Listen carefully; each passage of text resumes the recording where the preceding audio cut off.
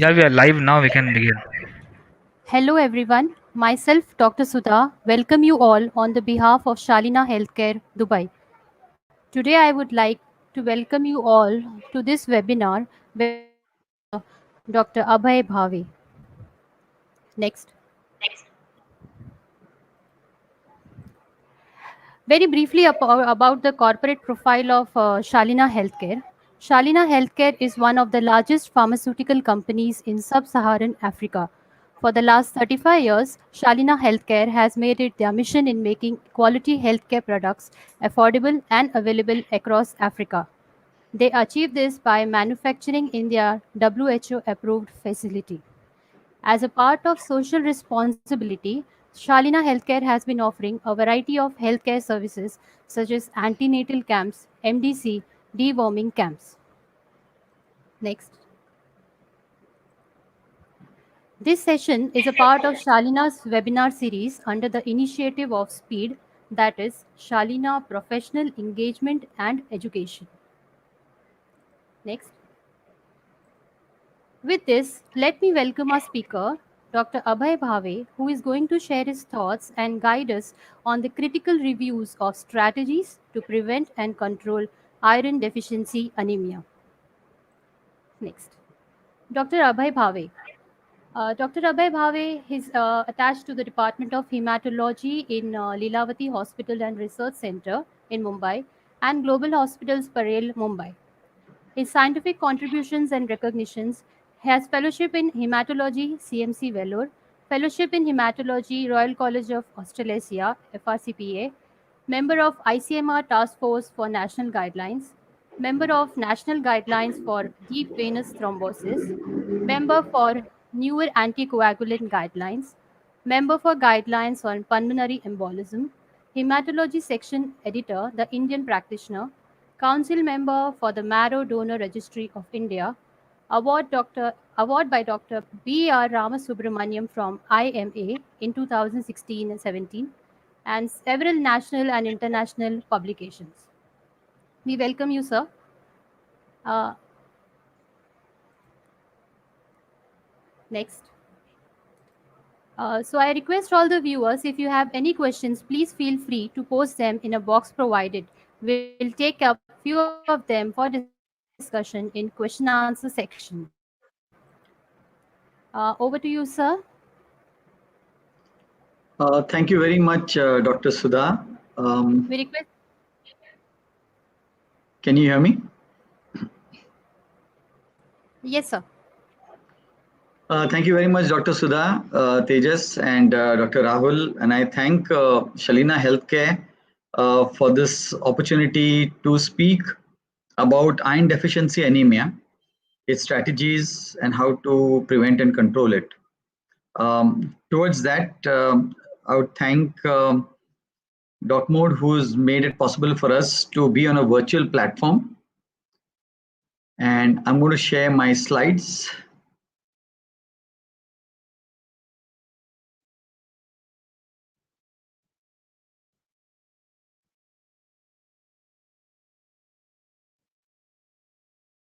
And I hope it's visible to you.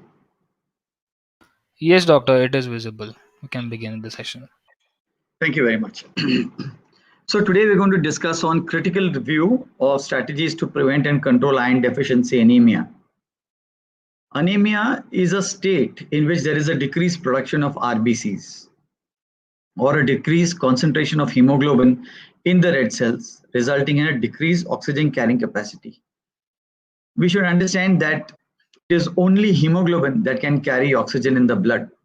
Dissolved oxygen in the plasma is a very low amount and is not enough to sustain tissues. Therefore, we are entirely dependent upon the hemoglobin pigment to carry oxygen. Hence, its deficiency gives rise to a lot of symptomatology, especially towards quality of life. If you look at the WHO classification of anemia, the non-anemic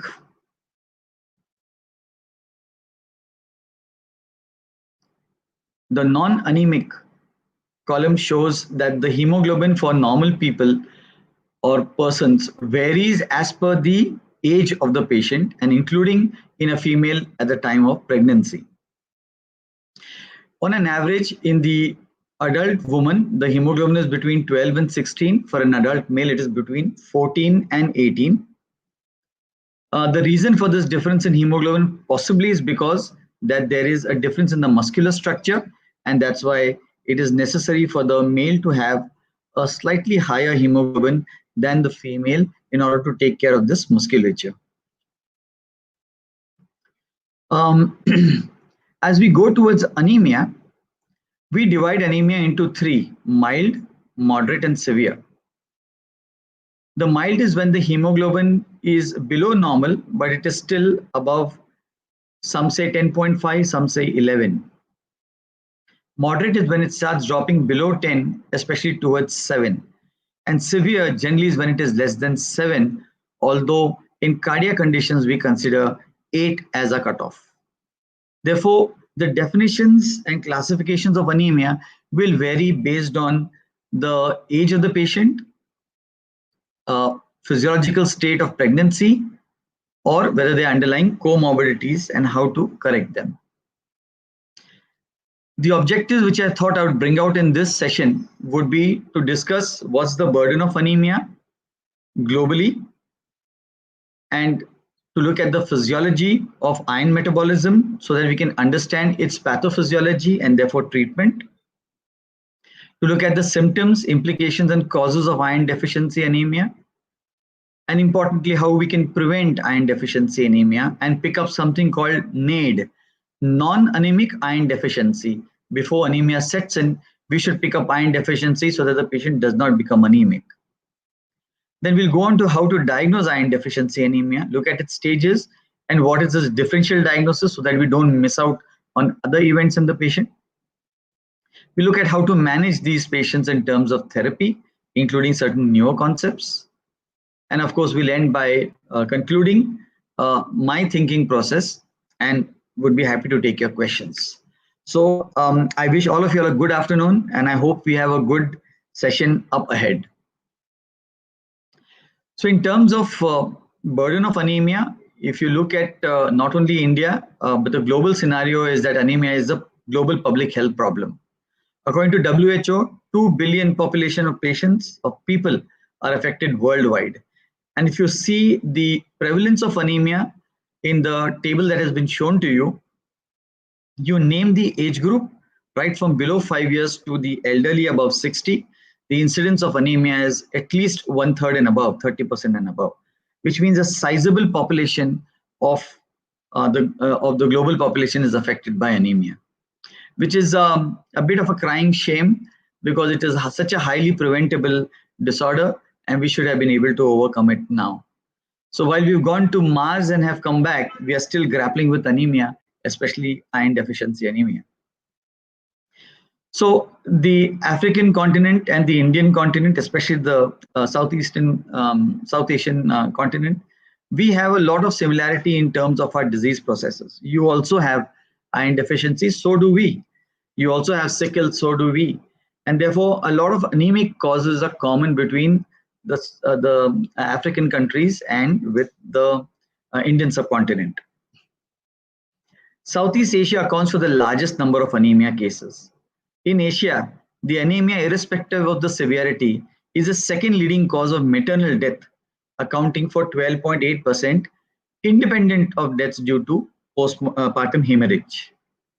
In India, the prevalence of anemia is found to be 63% in breastfeeding mothers and 58% in pregnant women. You can imagine what's going to happen to the future of a country if the mother is going to be iron deficient. Child born to such iron deficiency patients is also going to be not very healthy. It's in your interest, in my interest, to take care of such women and see that they have a good hemoglobin at the time of their pregnancy. Now, I have to thank Professor Pangam, who has a parents association of teachers, and it has got a trust where he has looked at 286,000 students, and what he's done in Maharashtra and Gujarat, 2 states of India, that 30 to 40% of students studied for anemia in these two states have shown iron deficiency anemia as a predominant cause of anemia. There is still sickle and beta thalassemia, but that's much lesser. But very unfortunately, there's a high incidence of iron deficiency in the students, and therefore our future is definitely at risk in terms of its health. In sub-Saharan Africa, one of the most affected regions, it's one of the most affected regions with more than half of children under the age of 5 years suffering from anemia. In Africa, 57% of pregnant women are anemic, just like what we have in India. In Kenya, it's 55%. When the prevalence of anemia among the pregnant women is 40% or more, it's considered to be a severe public health problem. Prevalence data of iron deficiency, especially in the reproductive age group of 15 to 49 in the Ivory Coast, was about 53%. This was a 4-year-old data.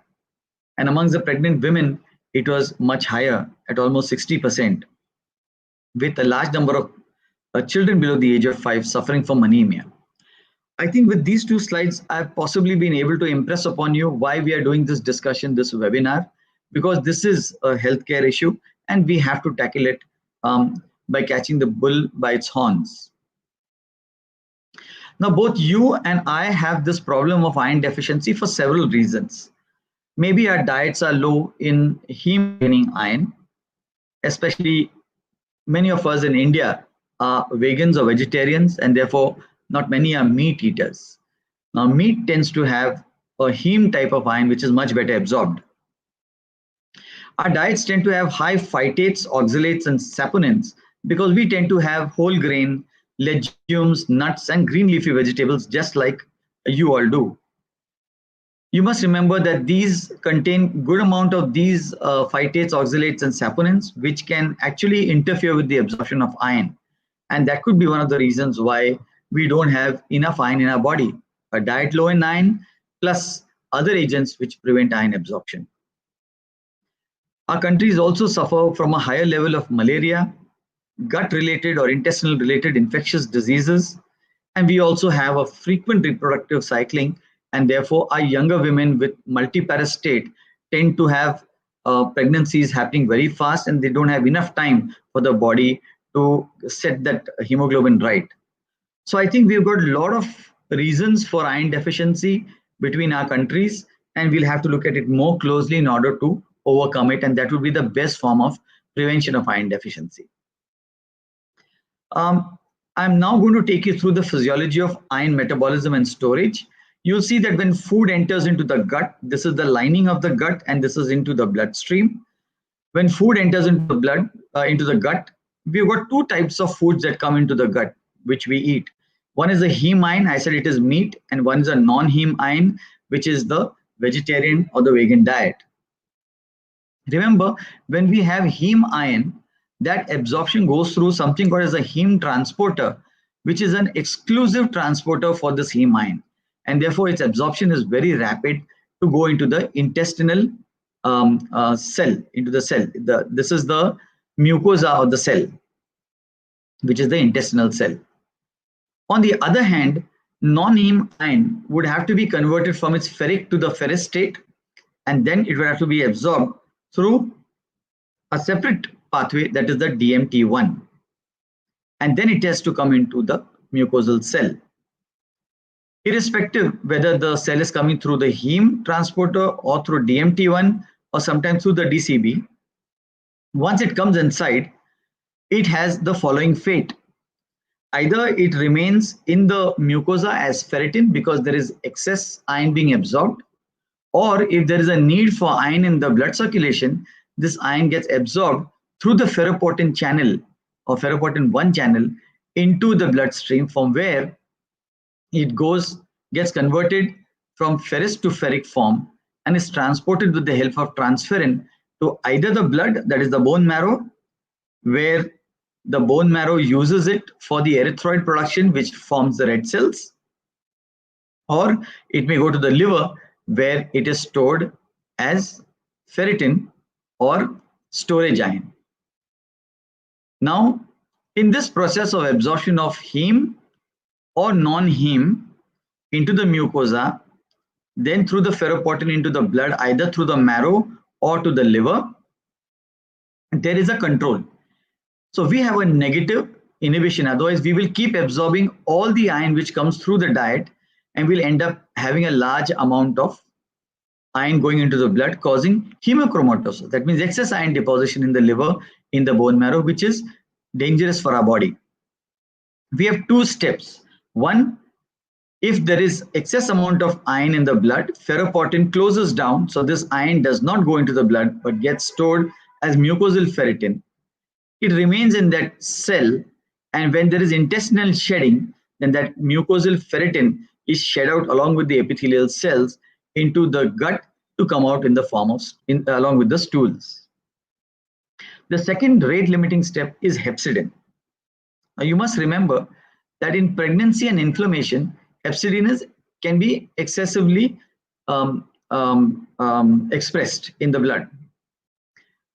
What is the job of hepcidin? And this is a new concept which has come in the management of iron metabolism. Hepcidin actually is a negative control mechanism or a feedback mechanism. Once hepcidin goes up, it tells the ferroportin to stop taking iron, because when there's enough iron in the liver, hepcidin is released. And this hepcidin tells ferroportin, I don't need more iron, you can stop absorbing iron. So we've got these two rate limiting steps or methods to prevent excess iron coming into the blood. A beautiful mechanism of nature which sees to it that just enough amount of iron comes into the blood. So what are the symptoms of iron deficiency anemia? Any anemia will have the similar kind of symptoms. There's nothing specific from iron deficiency anemia point of view. Patients will complain of fatigue, headache, not able to do as much work as before. If you've got two people in the office who are same age, the one who has got anemia tends to work less, may not be able to handle and do as much work as his or her colleague who is probably of the same age. Poor attention and memory, especially in children. A sore tongue. Hair loss is an extremely common feature, and I see young girls coming to me feeling very upset that their hair loss is so much, and they're so happy once their iron is replete and they get a good hair growth. Delayed skin wound healing because our epithelial skin cells need iron for their metabolism. Developmental delay, we know that in children who are born to iron deficient mothers, they do have in the future developmental delays. And some of the patients actually have abnormal eating habits, and mothers complain to us saying that the child is either licking slippers or eating chalk or eating clay or eating mud or eating some abnormal things like raw ice or even raw rice. And therefore, it becomes very odd when such symptoms come. We know scientifically that this is likely to be iron deficiency, especially with worms infestation. But the parents don't understand. They feel that the child is behaving abnormally. Actually, the child is not behaving abnormally. It is a manifestation of iron deficiency. Are there any specific signs for iron deficiency? Not really. Because of anemia, they can have tachycardia, restless leg syndrome, which is more often manifest at night when they are sleeping, so they don't sleep well and affects their quality of life the next day. Cuts at the angles of the mouth, or the tongue becoming sore and red. The nails may show brittleness or ridging, or there might be spoon-shaped nails or flat nails, which is a very, very good telltale sign of iron deficiency anemia. And of course, they might have a poor condition of the skin and hair as a sign of iron deficiency anemia. So some are specific to iron deficiency and some are more general in terms of anemia as such. So which brings us to, why should someone develop an iron deficiency anemia? Well, we can divide it into two states. One is physiological, which is pregnancy and in childhood, where there's an increased demand and therefore there is a deficiency, or a pathological state due to either production, destruction, or loss. By production, I mean when there's iron deficiency, less blood is formed. In terms of destruction, sometimes there is inadequate, there is malabsorption or not enough absorption from the intestine. and that gives rise to iron deficiency. So the iron doesn't get absorbed, it is thrown out in the stools. Or it could be because of blood loss, which is extremely common. So let's talk of blood loss first. Menorrhagia in young girls especially is very common. Inflammatory bowel disease where the patient does not absorb iron or actually has bleeding causing iron deficiency anemia. Peptic ulcerations, GI malignancies, especially CA colon, or patients who are giving blood donations very often and not taking enough iron can also develop iron deficiency anemia.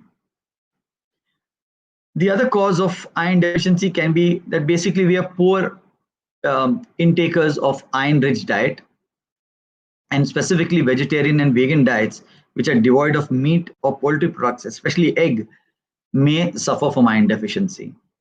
And the malabsorption, either because of a surgery done on the stomach, the first part of the duodenum is where iron is absorbed. So if any surgery involves that, iron doesn't get absorbed.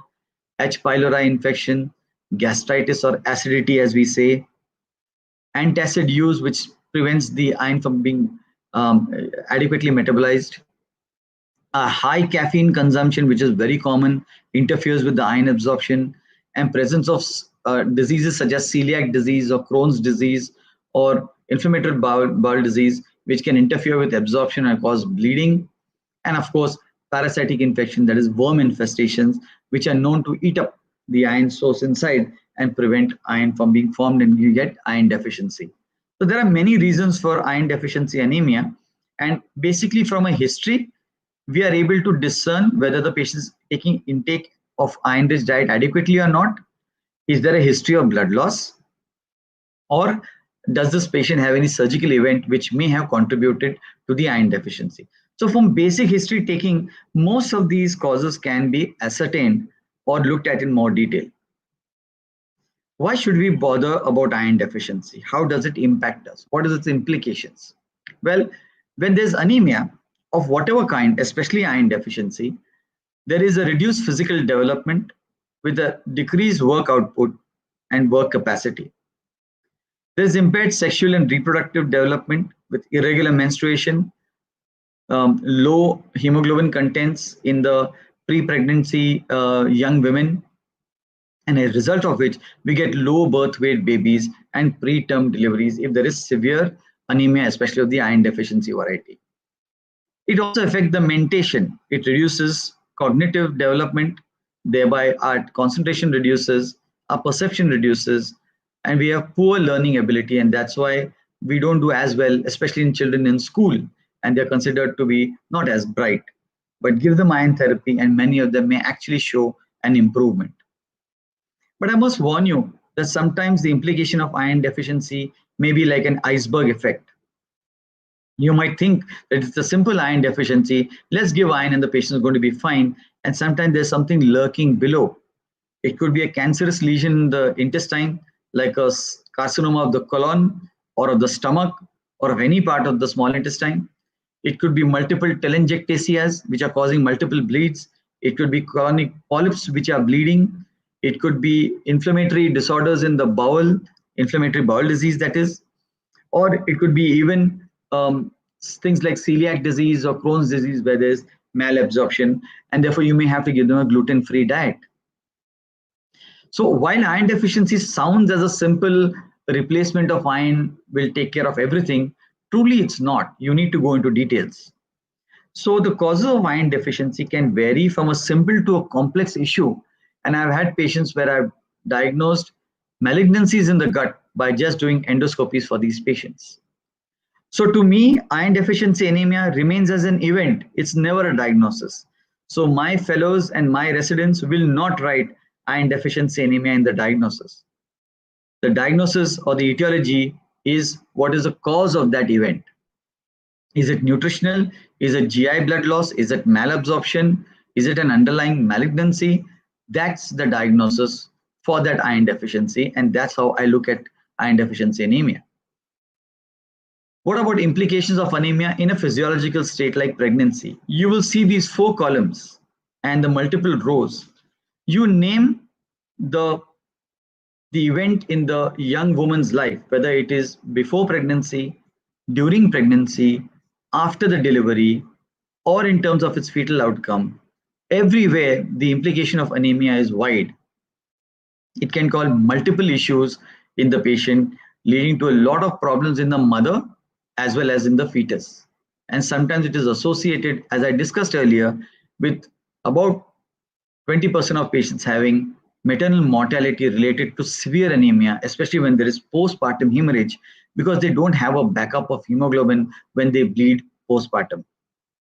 Hence, it's so important to pick up iron deficiency in this group of patients, treat it so that the hemoglobin remains good throughout pregnancy, especially at the time of delivery, to see that we compensate for any blood loss that might occur during a normal delivery. Remember, in India, I told you about 20% of maternal deaths are caused by anemia, and anemia as such is an additional risk factor contributing to 50% of all maternal deaths. So, like I said, we have to bother about iron deficiency because it affects a lot of our functions, including the immune function. You may be surprised, but iron is also necessary for our immune functions to take place. And we have seen that many of our iron deficiency patients have suffered from immune dysfunctions, including higher infective rates. And this is not only for the lower strata, but the upper echelons of society also have this immune dysfunction. And they may have a higher risk of developing heart failure and therefore can affect adversely any existing reason for a heart failure. And today, we know that intravenous iron is being used by cardiologists to treat heart failure and prevent worsening of the heart failure if they have iron deficiency anemia, because it has been shown to be excellent in terms of its responses. Before I go on to treatment of iron deficiency anemia, or rather this diagnosis, I have to spend some time on the prevention, because I feel prevention is better than treatment. Any doctor would feel that, just like you. Therefore, I would say that while you are seeing or we are seeing anemia, it's a late indicator of iron deficiency. Actually, almost 2.5 times that incidence is present with patients having iron deficiency state. That means they're not anemic, their hemoglobin hasn't dropped, but they have iron deficiency. Actually, it's 2.5 times more than the iron deficiency anemia. All these patients whom we are not picking up as iron deficiency are ultimately becoming anemic because we were not being able to diagnose it. Just imagine if we can pick up iron deficiency in our patients and treat it before it becomes anemia, the world will be a much better place to live in. So the foods such as rice, spinach, black beans, corn, lettuce, wheat, soybeans are very good non-heme iron, that is vegetarian diet. There are dates, there are green leafy vegetables, then there is the egg yolk for those who are vegetarians. These all have good amount of iron content in it, but it has to be converted from the ferric to the ferrous for absorption. And that's where we lose iron. That's why vegetarians tend to have more iron deficiency as compared to the lower part of the graph, which shows that heme as an iron is better absorbed. And I told you because it has got a separate channel for absorption, hemopoietin.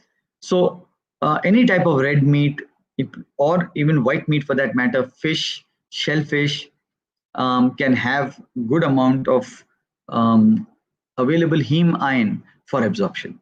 Therefore, it's not very common for non-vegetarians who eat meats to have iron deficiency anemia as it is with vegetarian diet. Of course, it doesn't mean I'm asking you to convert to a non-vegetarian state.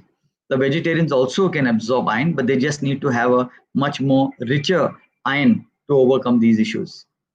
So how can we overcome these issues? We can take vitamin C, that means take citrus fruits or more of citrus products in the diet, foods rich in vitamin C. Don't take too much of foods which contain inhibitors of absorption like phytates, oxalates, and saponins, which I told you about earlier, such as tea, coffee, or cow's milk. Tea has tannins, coffee has lots of phytates and caffeine, and cow's milk also has the same amount of products we can actually interfere with the absorption of iron. For babies, breastfeeding is very good, but beyond 3 to 6 months, a suitable weaning diet which contains some of the things which I've shown you in this graph will be very beneficial to prevent iron deficiency. For those who complain of parasitic infections, especially worm infestations where there's abnormal eating habits, or there is itching in the anal area, or if the parents have actually seen the child pass worms in the stool, then treating these intestinal parasite infections with available anti or deworming medicines such as mebendazole or albendazole might be a very good option for such patients. And I think if they have iron deficiency, once in about 3 to 6 months, they should be dewormed. And for women who are in the childbearing age, it's worth it if you can use routine iron supplementation, where such women, especially around the time of marriage or after marriage, are encouraged to take more iron so that they can be fit mothers with a good hemoglobin at the time of their pregnancy. We can also fortify foods. And interestingly, one of the product that we have, which is an iron EDTA, it has been used for fortification of foods. It's available and it helps in the absorption. We will come to it soon. Now, in iron deficiency anemia, in the prevention, I'm going to show you 3 stages of how actually anemia develops and how we can pick up earlier and make a difference to our community. So iron depletion is the onset of iron deficiency with a reduction in the storage iron, but still the hemoglobin is fine because erythropoiesis is still going on. So if we use 3 parameters, ferritin, transferrin, and red cells, that is the hypochromic microcytic stage or normochromic normocytic stage of the RBCs, then you will see that in a normal situation, the ferritin is normal, transferrin, which is the transport ion, is normal, and there is enough erythroids that are being formed because they have got enough iron. You see that the iron stores are adequate in the bone marrow, the ferritin level is normal, this is the normal range, and the serum iron study shows that everything is good, and the morphology of the red cells is normochromic normocytic. This is a normal person, and this is what we want our population to be. In iron depletion, where the iron levels have gone low, you'll notice here the erythron is still fine. That means the hemoglobin hasn't dropped. The transport iron is adequate, but the stores have started depleting. That's why it's iron depletion. And you'll see that already the ferritin has dropped to less than 20. The plasma iron hasn't dropped too much. So if you do serum iron studies in this patient, you'll not be able to diagnose the iron deficiency state. You need to do a serum ferritin in order to diagnose it. However, in this situation, the RBCs are still normochromic normocytic, and you might miss it on a routine CBC evaluation. If you don't pick up the patient at this stage, then that iron depletion is now going to cause iron deficient erythropoiesis, where the ferritin level, that is the storage, starts significantly being depleted. So does the transport iron. And while the erythron still is fine and receiving iron from whatever current available stores are there, the RBCs remain normochromic normocytic. But look at the changes in the biochemistry. Ferritin has now dropped to 10, the lowest limit, and so has there been a significant reduction in the serum iron studies in terms of saturation, transferrin saturation, and plasma iron. Still, the patient remains normochromic normocytic, and you might miss it. Then comes the iron deficiency anemia, where the erythron is affected. So you have now developed a hypochromic microcytic anemia, with the numbers now being not too much different between these two, but it's affected the erythron to an extent where the RBCs are now becoming small with less amount of hemoglobin in them. Now, wouldn't it be nice as doctors that we can pick up the patients in iron depletion or iron deficient erythropoiesis so that we can make a difference in community? I think such webinars are needed to be able to bring up this point that we need to actually prevent iron deficiency rather than trying to treat it. Because I don't think I'll be a great doctor if I diagnose iron deficiency anemia, but I think I'll be a very good doctor if I prevented that iron deficiency anemia and picked up the patient in time. I'll also give you a concept of absolute iron deficiency and functional iron deficiency, and I'll tell you why. Absolute iron deficiency is when the transferrin saturation is less than 20 and the ferritin is less than 30. These patients are iron deficient and will need treatment. However, there are some patients, say with cancer, chronic diseases, renal diseases, patients taking medications, that they may not satisfy this absolute iron deficiency, but they still do have iron deficiency. And here's a window of opportunity to treat them. They are called as functional iron deficiency, where the saturation, just like absolute iron deficiency, is less than 20, but the ferritin does not fulfill the criteria, it's more than 30. So we feel that since the ferritin is normal, why give this patient iron? But in patients with such inflammatory processes, it is best to look at the TSAT, transferrin saturation. And if it is less than 20 and the ferritin is even up to 100, we should give them iron therapy, especially with erythropoietin, and they do extremely well. And we can prevent patients from unnecessarily taking blood transfusions. What about this in pregnancy? Do I have the same thought in pregnancy? You'll see as the woman goes from the first, second, third trimester to delivery and postpartum, you'll see that the iron and transferrin levels are deceptively normal. The patient could still be anemic. It's the ferritin which truly tells us what's happening to the iron stores. And you'll see that by the second trimester, most of the times a woman's ferritin level has dropped low to suggest that she's developing iron deficiency. Whether she becomes anemic or not, our women need to be given iron replacement therapy from the second trimester onwards. Now, there are some products of iron which can be used even in the first trimester, but because of the hyperemesis and vomiting, we try to avoid giving iron therapy to first trimester, and we start usually from the second trimester. So even in pregnancy, serum ferritin is a very good indicator, and all the papers of iron deficiency in pregnancy are based on serum ferritin as the hero, which tries to tell you whether the patient should be aggressively managed in terms of iron deficiency or not, and how to bring up this hemoglobin so that the fetal and the maternal health will be good. So let's see now how to diagnose iron deficiency. Well, there are 4 groups of tests that we can do. Is it necessary we need to do all the 4 groups? Well, when I was working in a municipal hospital, I would look at the peripheral smear and tell whether the patient is iron deficient, because these 4 groups do involve a significant amount of expenditure.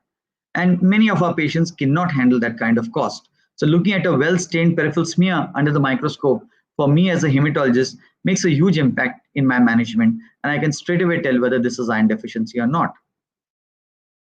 If I have a good CBC which is automated, I look at the hemoglobin, MCV, MCH, MCHC, and I can come to know whether the patient has got iron deficiency or not.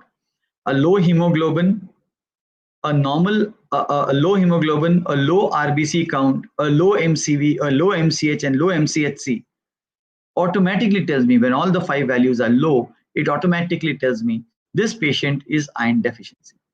And then if the rect hemoglobin is also low and the percentage of hypochromic cells are on the higher side, I know, especially about 10, I know that I'm dealing clearly with an iron deficiency anemia. I don't need any of the expensive tests. And if I can see the peripheral smear, I'll be all the more confident, almost 99%, that this is going to be iron deficiency. But there are methods to do direct measurement of iron. So like we discussed, the serum iron studies containing iron, serum iron, TIBC, transferrin saturation, and the serum ferritin. Bone marrow examination from iron store is the gold standard, which is done by Pearl stain or Prussian blue stain, but it is an impractical way of looking at iron deficiency, and therefore we have these biochemical tests that can prove iron deficiency. We can also look at the earliest form of iron deficiency. This is the erythrocyte protoporphyrin. We don't have it in the regular practice, but certain research labs can have it to pick up the earliest form of iron deficiency, even before iron becomes depleted. And of course, we can look at soluble transferrin receptor along with its log ferritin, which is called as the index, and the zinc protoporphyrin, to be able to tell us whether the uptake of iron is poor and whether we should give iron therapy. For example, soluble transferrin receptors, if they're high, that means there's an iron deficiency. If they're low, it's anemia of chronic disease. These last 3 are not available in routine practice, and we don't even ask for it because really it does not impact our management at all. So when I talk of a automated CBC report that I told you about, I'm looking specifically at some measured parameters and some derived parameters. For me, the hemoglobin as a measured parameter is very important, RBC count, and then the indices. And these indices are actually calculated by the measured parameters. So they derive these parameters by virtue of the measured parameters. So if we have a good automated machine, it's very easy to pick it up. So like I said, a low hemoglobin, hypochromic microcytic anemia, low RBC count, low MCHC, and reticulocyte hemoglobin, which is low, RET-HE, which is low, then it is very, very characteristic of iron deficiency. I don't need anything more. If I have a good peripheral smear and iron studies, all the more better, but I don't stop there. All my adult patients of iron deficiency anemia, if they allow me, will be asked to undergo endoscopy, both upper and lower GI, because 67 to 75% of the times, the answer of iron deficiency anemia in an adult is in the gut intestine. And therefore, I pick up a lot of things that are happening over there, like I said, about malignancies, about bleeds, about hemorrhoids, about varices, about angiodysplasias, colonic polyps, mucosal bleeds, erosions. There are so many things, and hiatus hernia is one of them, with Cameron's ulcers, which can be easily and very deceptive and can be easily missed, and that causes iron deficiency. So this is a normal blood film where the hemoglobin is the red cell is very well hemoglobinized, a very small area of pallor in the center, beautiful hemoglobin ring around that RBC.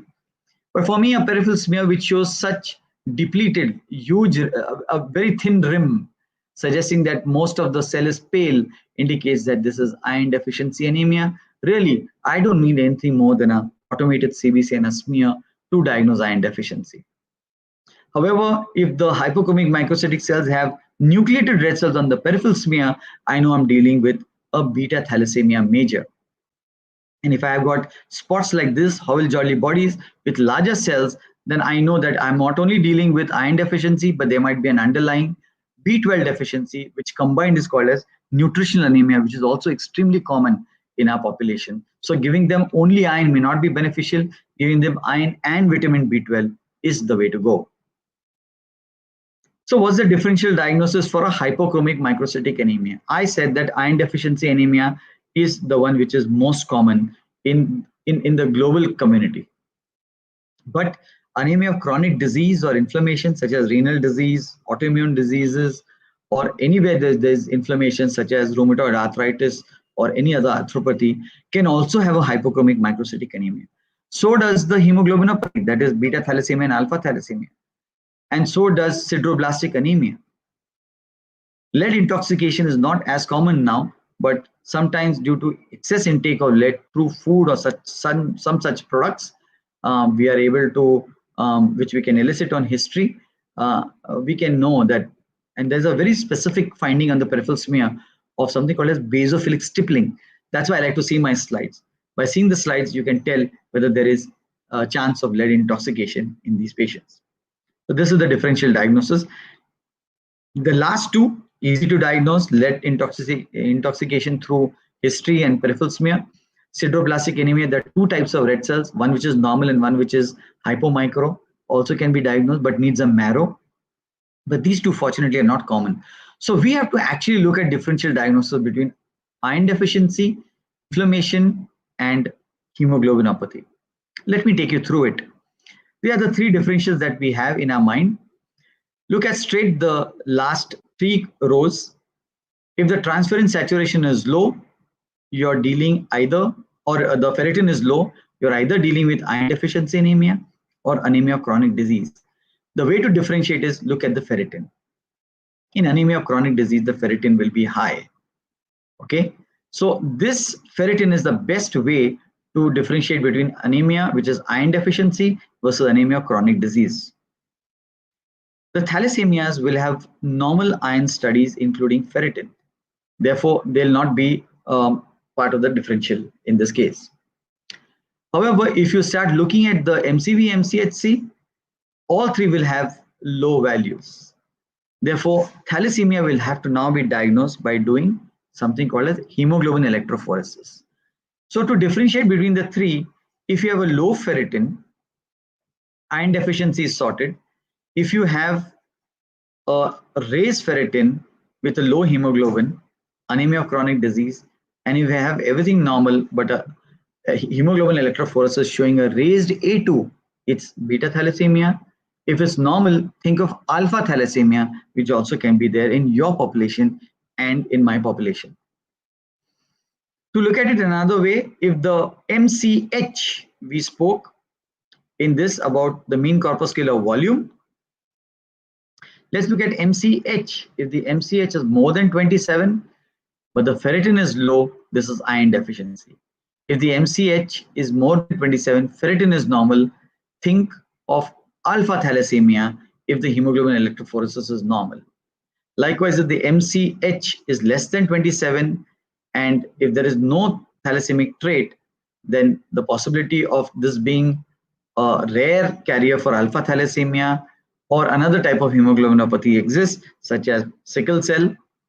And if the MCH level is less than 27, ferritin is low, but the hemoglobin electrophoresis is normal, this is clear-cut iron deficiency anemia. But don't be fooled, because sometimes the thalassemias may actually have iron deficiency concomitant, and therefore it's important to do a ferritin level in these thalassemia patients to see whether there is an added on iron deficiency which is occurring, which can be treated, and then the thalassemia will be more easy to diagnose. So in practice, I don't do thalassemia test, that is hemoglobin electrophoresis, in my patient whom I'm suspecting iron deficiency. I first treat the iron deficiency adequately, maybe for a period of 6 weeks at least, and then do the thalassemia test. If it's a pregnant woman and I want to know the thalassemia and I can't wait for 6 weeks, I check the husband to see whether he has thalassemia. If he has thalassemia, then yes, I will do the pregnant woman's thalassemia to see if both are thalassemia, because there can be a 25% chance that the pregnant woman may carry a thalassemia major child if both are thalassemia minor. Therefore, my thinking keeps changing as per the clinical situation, but these are some parameters which I use just to hone my thoughts so that I can do the right thing.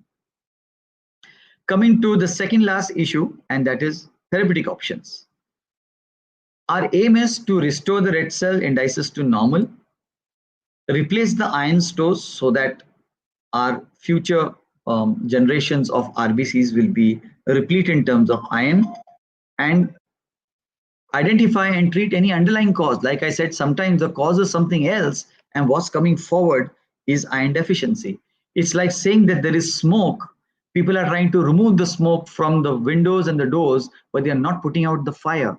Please put off the fire, because that's where the smoke is coming from. Iron deficiency being an event is actually something which is coming forward for an underlying cause. We must pick it up, and that's what makes us better doctors, because we can pick it up and treat it so that our patients don't get this again and again and they don't have to travel to you. As far as iron depletion or iron deficient state is concerned, where there is no anemia, there is enough evidence that diagnosing that iron deficiency state is important, because many of the symptoms that the patient has can be taken care of by giving therapy in terms of iron therapy. Iron supplementation is often associated with side effects, and that's why don't forget to tell the patients that you might have some amount of gastritis, some little pain in the abdomen. Take it after food if you can't handle it before food. Your stools will become black in color. Sometimes you can have constipation as a problem, or sometimes diarrhea.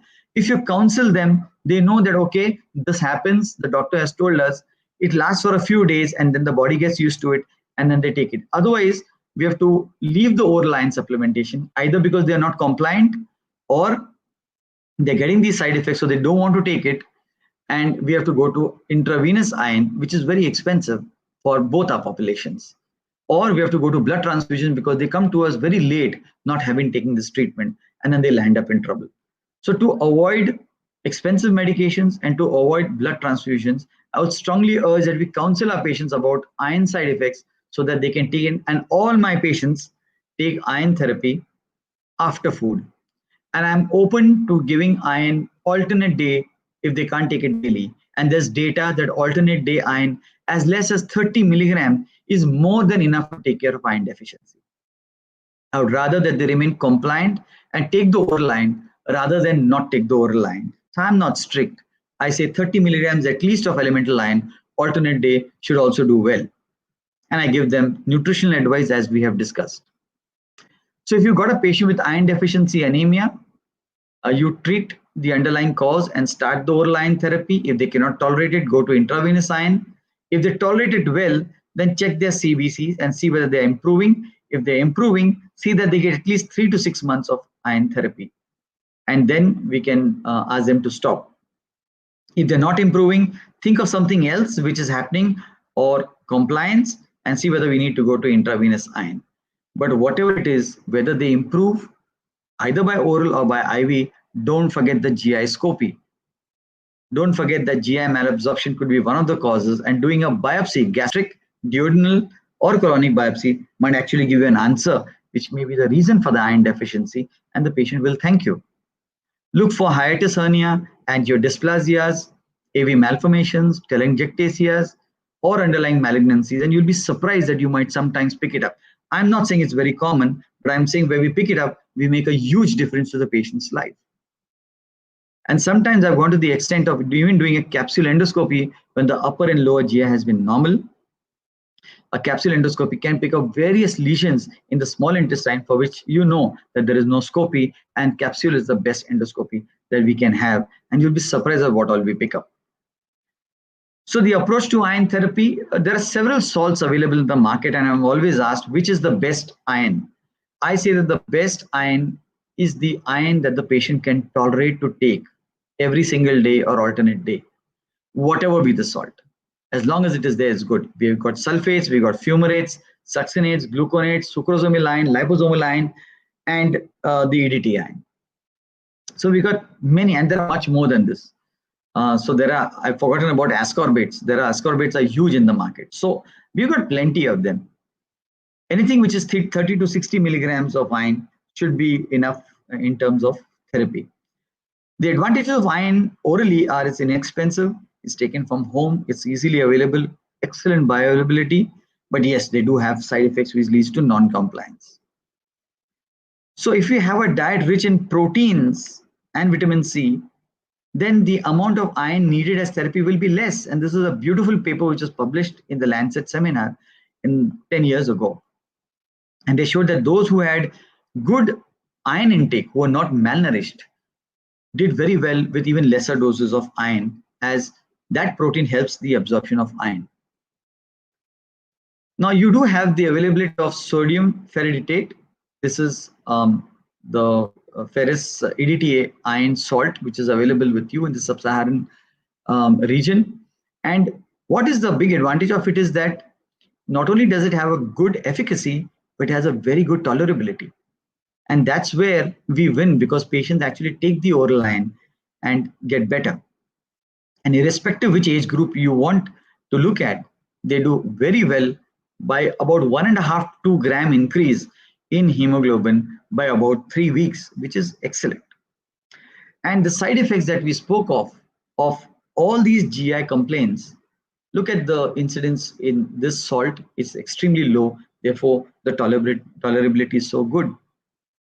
So the advantages of this iron EDTA is that the phytates, oxalates that we spoke about in our diet, I'm sure that your countrymen and my countrymen love to have salads, especially legumes, along with the diet. It's become part of a habit, but they do affect the iron absorption. So this EDTA one will see to it that the phytates do not interfere with the absorption of iron, and therefore there's a better iron bioavailability. So EDTA provides 3 times higher iron absorption than its comparator, which is iron ferrous sulfate. It has less GI complaints, and it is also free from metallic taste, which is one of the reasons why people give up taking iron. So iron EDTA produces better hematological recovery than ferrous sulfate or fumarate in their comparison in a trial, including in pregnant anemic women. What about parenteral iron? Well, I'm not so keen on using it, but there are certain situations I'm going to tell you where I do prefer it. So where I want a rapid rise in hemoglobin, say towards the middle or third trimester of pregnancy, or patients who have malabsorption syndromes, who have had GI surgeries, or patients who are post-operatively have lost blood and I want to bring up the hemoglobin, There is no doubt that there are certain groups of patients who do well with parenteral iron therapy. There are some who have got a chronic H. pylori infection or other GI issues which don't allow them to take oral iron. I would like to give them IV iron. And I've spoken about pregnancy. And one of the reasons I want to use IV iron is because I don't want to give blood transfusions. I'm against blood transfusion because while the intention with blood transfusion is to give hemoglobin, a lot of other components in the blood are also going into the patient. I'm not talking of whole blood, I'm against whole blood, but even the packed cells have some amount of plasma and we don't know what goes through that plasma to the patient. And the patient never asked for that plasma. He or she just wanted the hemoglobin to rise. And therefore, as a community, we have to be careful that we only bring up the hemoglobin with the red cells. And it's very hard to get only the red cells as transfusion. They'll always be mixed with some amount of plasma. To overcome that, we can actually do something called as washing of red cells, a triple washing of red cells, which removes all the plasma, and that can be used. But then you never know what goes through a blood transfusion, and therefore avoid it unless it's absolutely necessary in an emergency. I also use erythropoietin stimulating agents, especially in inflammatory disorders, along with iron to bring up the hemoglobin. Can I therefore give you my algorithm and approach to a patient who's got iron deficiency?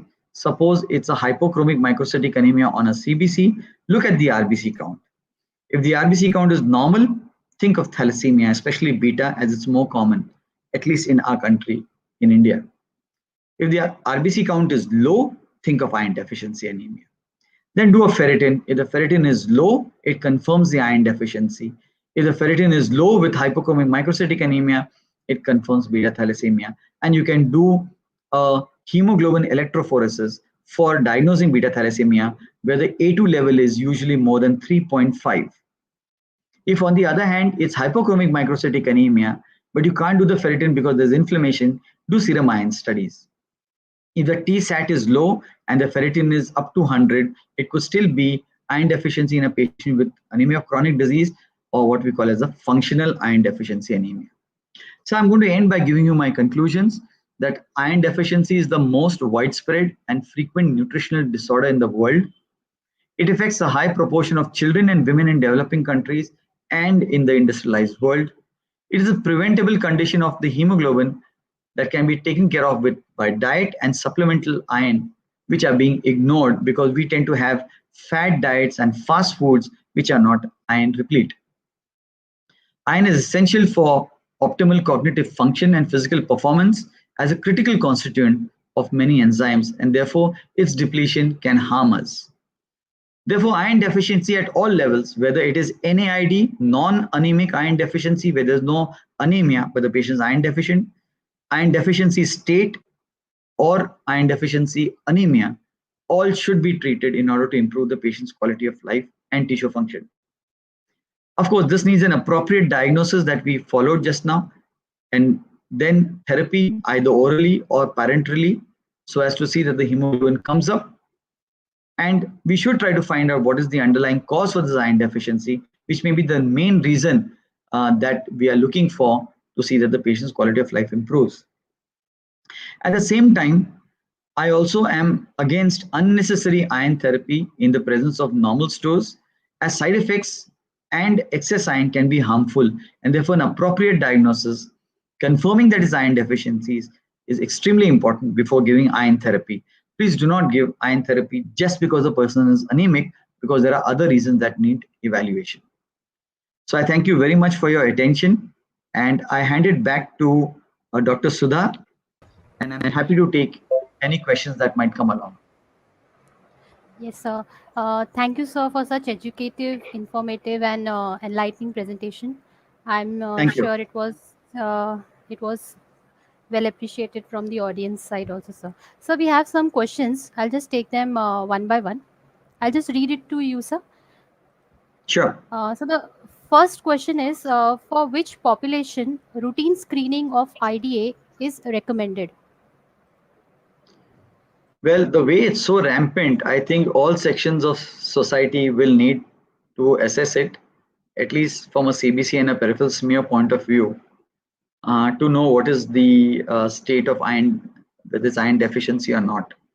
But I would specifically look at the pregnant women or those young women who are desirous of becoming pregnant. I think that's one group that should definitely be looked at in more in details. And any patient whose hemoglobin is below 10 should have an iron assessment done. Okay, sir. Thank you, sir.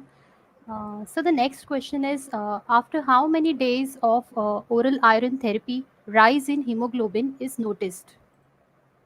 So variable, because it depends upon the absorptive capacity of the person, and also depends upon the bioavailability of the iron salt in the patient's gut.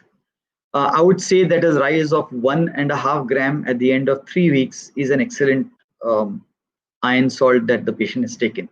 So I want at least 1.5 to 2 grams in 3 weeks. Okay, sir. So the next question is, which is the most valuable and cost-effective lab value after hemoglobin to screen for IDA? So I don't want to use hemoglobin to screen for IDA. It should be a CBC. That means I should have the indices. Just the hemoglobin of 8 can be iron deficient, it can be B12 deficient, it can be thalassemia, it can be anemia of chronic disease, it could be blood loss, it could be hemolysis. So just the hemoglobin number is an inadequate number to look at. We must look at hemoglobin with its indices. And when the indices are low, that's where we suspect that this could be iron deficient. So cost effective, if you got a quality assured CBC counter, a good CBC will help you. Where the hemoglobin is low, RBC count is low, MCV is low, MCH is low, MCHC is low. If all five are low, this is iron deficiency. If the hemoglobin is low, but the RBC count is normal or high, and the MCV, MCH is low, but the MCHC is normal, that is a condition of beta thalassemia. So beta thalassemia has normal or high RBC and a normal MCHC. It may have a low hemoglobin with hypochromic microcephaly, that is low MCV, low MCH. But the other two factors, if they are normal or high, think of beta thalassemia. It's a good way to look at whom should you do thalassemia, HB electrophoresis, and whom to wait before you do iron therapy. Right, And a sir. good peripheral smear, I think a good peripheral smear will tell you most of the time what's happening. So in my practice, that looking at the peripheral smear makes a huge difference. So get a pathologist to look at the smear. Right, sir. So the next question is, why sodium ferritate is a better iron salt than other iron forms? So it's been only assessed along with fumarate and sulfate. I'm not saying it's the best form. I'm saying it's a good form because it has the ability to prevent those phytates, saponins, and other inhibitory material in the food, which we normally take along with our diet, from those that prevent iron absorption. EDTA can actually chelate those inhibitors and see that iron gets absorbed. So in that sense, it makes a lot of difference. There is sucrosomal iron, there's liposomal iron, there are other forms of iron, but EDTA has that ability to chelate and allow the absorption of iron. Sucrosomal iron allows iron to be absorbed by different routes in between the cells, and also through the lymphatics. So, the newer concepts of iron therapy, oral iron therapy, make use of the absorptive potential of the intestine to be able to deliver more iron without being affected by the hepcidin. Right, sir. So the next question is, how does malaria infection increases the risk of anemia? Malaria, as you know, causes an inflammatory state, and as part of inflammation, hepcidin increases. And if hepcidin increases, hepcidin tells ferroportin, don't take any more iron because I've got enough iron. How did that happen? Because in inflammation, the liver releases ferritin. So once ferritin is released into the blood, the levels of ferritin go up in the blood. Hepcidin says there's enough iron. I don't want more iron. When actually there's not enough iron. It's just been released from the liver into the blood. Once the inflammatory process stops, that ferritin is going to go back, and suddenly you will have a ferritin deficiency or iron deficiency. So it's an inflammatory state, which is the situation here. So hepcidin is one of them, which causes it. Right, sir. Yes, sir. So the next question is, anemic state of women above 45 years, does it exist? Yeah, anemia can affect any age group, including iron deficiency. And as the age goes higher, we are more worried about internal bleeding and malignancies. So yes, we see it. And there are several, we are just talking about iron deficiency. There are many other causes of anemia which we need to assess.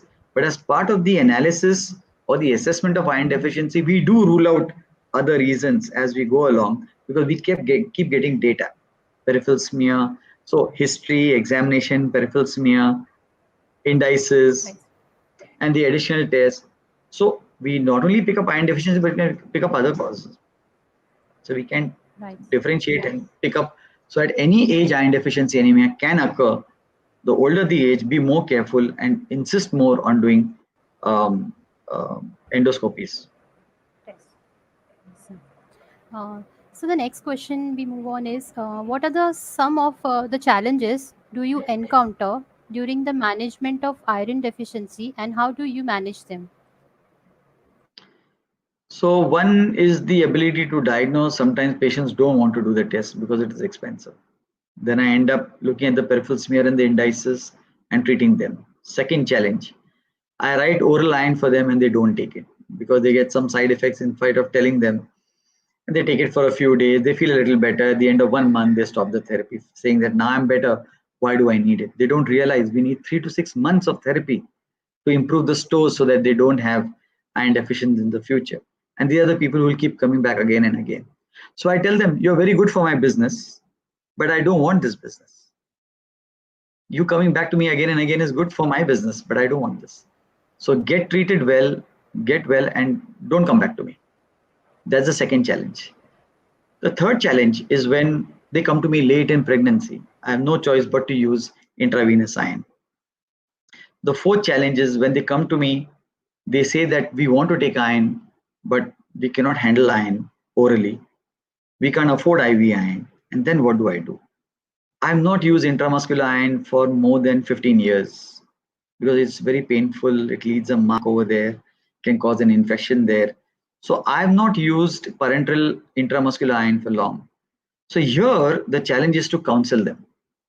I sit with them and I tell them why I want to treat them and why their iron deficiency should be corrected and why iron deficiency is going to change their life. So that's another challenge for them to sit down in front of me to take out time and talk to them and counsel them. So we do face challenges. Sometimes, despite taking iron therapy, the hemoglobin doesn't come up, and that's because they have continuous internal bleeding, like varices or hemorrhoids. So they're taking iron diligently, but it is not translating into a benefit because there's also a loss simultaneously.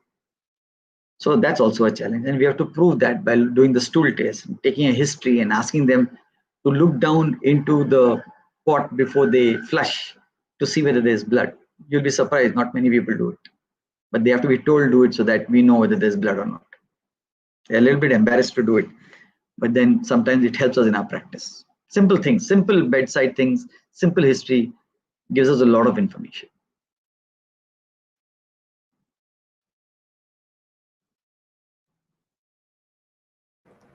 Right, sir.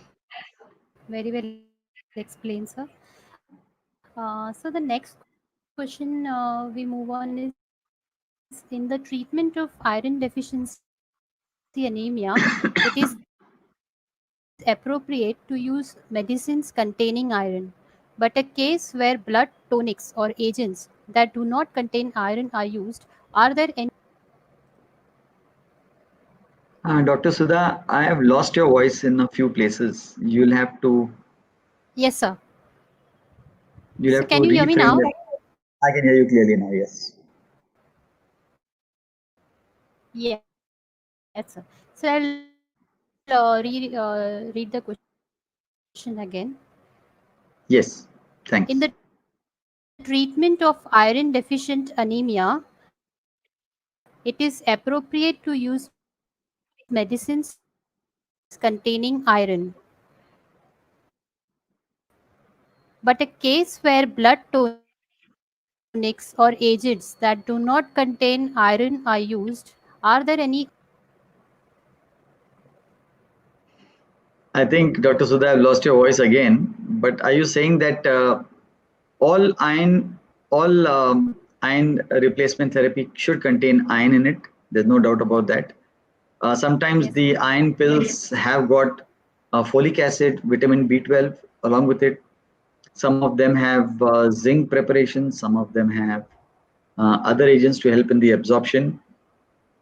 They are all welcome. As long as there is iron in it, we are happy for the patient to take it. But sometimes there are some medicines which have very low amount of iron, and that is not appropriate for therapy. It might be appropriate for supplementation, but not for therapy. So see to it that at least 30 milligram of elemental iron or more, as per tolerance, is there in the patient's in that tablet or capsule, or for that matter even syrup. The syrup, one of my worries is it can stain the teeth or the tongue, and that's why if you're going to use a syrup, use an ink dropper and put it at the back of the tongue so that it can be swallowed, so it can stain the teeth. Thank you, sir. Uh, so the next question is, which foods should be given to a 7-month-old to prevent anemia? I'm not a pediatrician, but and I'm in my practice I don't see pediatrics, but I think the same kind of thought process goes on. So if it's a non-vegetarian family which is taking care of the child, then meats, soups, especially liver. Just remember one thing: anything that is colored will have a high in iron content. So red meat, um, dates, or green leafy vegetables, beetroot. These are all colored. They'll have a good amount of iron. There are some white which also have good iron. So fish and shellfish or banana can have a good amount of iron. Tofu. So you can mix and match and see what the child likes or what is the family's liking of food, because what is given to the child is what the family eats. So the family eats good iron-rich diet, the child will also get it. So the whole family's dietary habit has to change so that the child has the same thing, because it sees the parents and siblings eating the same food, and therefore it also will choose to eat the same. Otherwise, it will choose what the parents are having. And if the parents are having a non-iron replete diet, then the child is going to have a problem. Right, sir.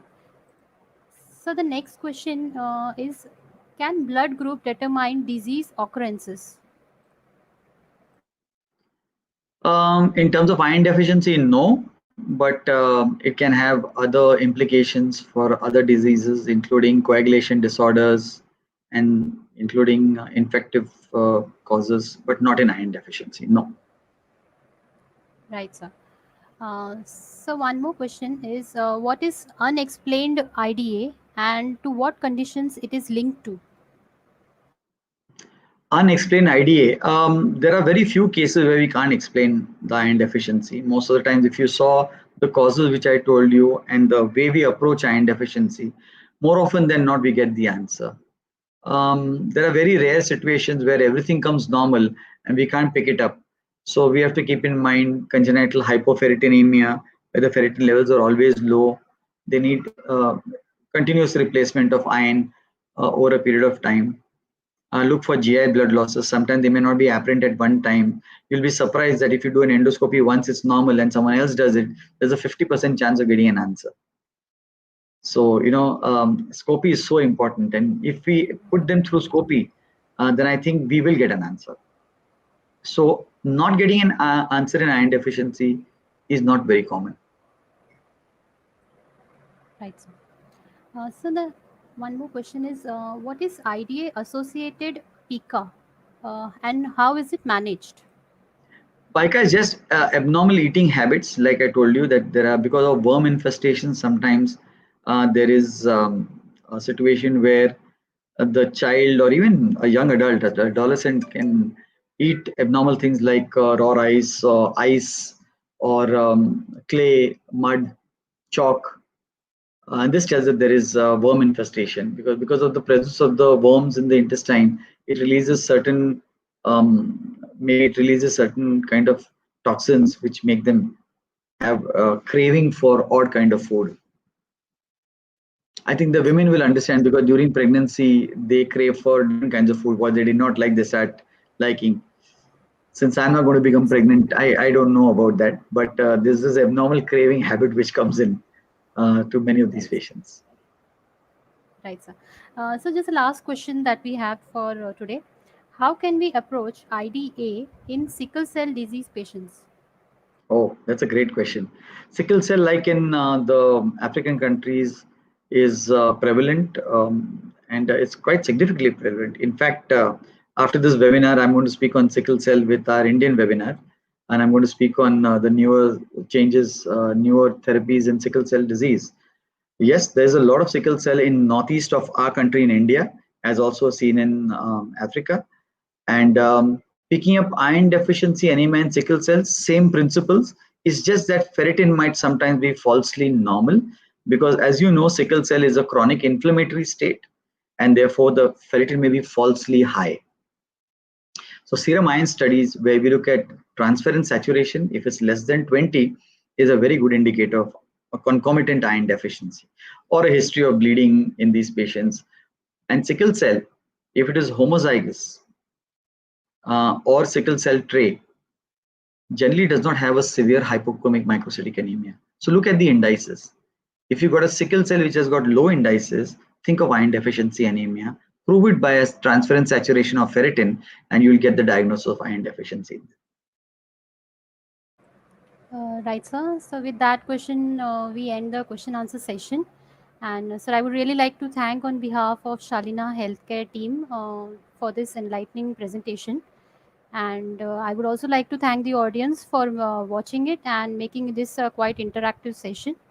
Along with that, I would also like to thank all the professional societies and associations from different countries accrediting this webinar. Thank you, and keep tuning for the next session. We'll keep you updated. Thanks a lot. Yeah, from my side also, thank you very much for joining in, and I thank DocMode and Shalina Healthcare for the opportunity to interact with this audience.